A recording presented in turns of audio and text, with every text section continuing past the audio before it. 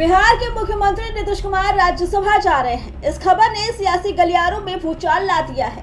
नीतीश कुमार ने राज्यसभा चुनाव के लिए उम्मीदवार के रूप में अपना नामांकन कर दिया। इसके साथ ही बिहार की राजनीति में एक बड़ा बदलाव होने की चर्चा तेज हो गई है। राजनीतिक गलियारों में ये कयास लगाए जा रहे हैं कि मुख्यमंत्री नीतीश कुमार के राज्यसभा जाने की स्थिति में उनके बेटे निशांत कुमार को बिहार का उप मुख्यमंत्री बनाया जा सकता है।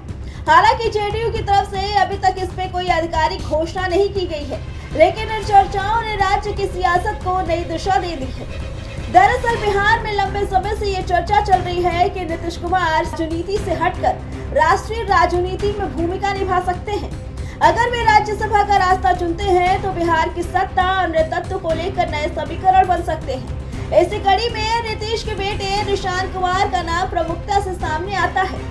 वहीं अब वो घड़ी भी आ गई है जब निशांत कुमार जनता दल यूनाइटेड की कमान संभालेंगे।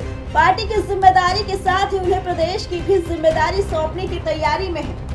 कहा जा रहा है कि निशांत कुमार बिहार के उप मुख्यमंत्री बन सकते हैं। वहीं अगर बिहार की राजनीति में ऐसा बदलाव होता है तो जेडीयू नेतृत्व युवा चेहरा को आगे लाने की रणनीति पर काम कर सकता है। इस बीच निशांत कुमार को उप मुख्यमंत्री बनाए जाने की चर्चाएं तेज हो गई हैं।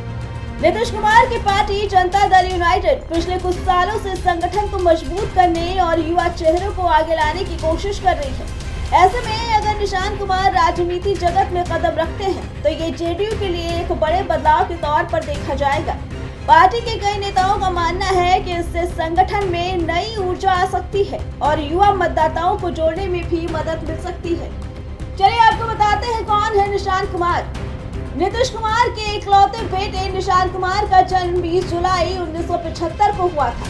वे हमेशा से ही बेहद सादगीपूर्ण और लो प्रोफाइल जीवन जीने के लिए जाने जाते हैं। उन्होंने अपनी इंजीनियरिंग की पढ़ाई Birla institute of technology Besra Ranchi से की है। निशांत कुमार राजनीति से दूर रहते हैं। वो ज्यादातर आध्यात्मिक गतिविधियों और निजी जीवन में बिजी रहते हैं। वहीं निशांत कुमार सार्वजनिक कार्यक्रमों में भी कम नजर आते हैं। यही वजह है कि उनकी संभावित राजनीतिक एंट्री को लेकर लोगों में उत्सुकता और जिज्ञासा दोनों बढ़ गई है।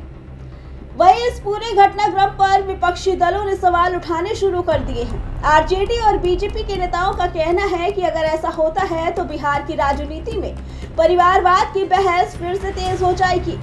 वहीं विपक्ष का कहना है कि लोकतंत्र में नेतृत्व योग्यता के आधार पर तय होना चाहिए, न कि पारिवारिक विरासत के आधार पर।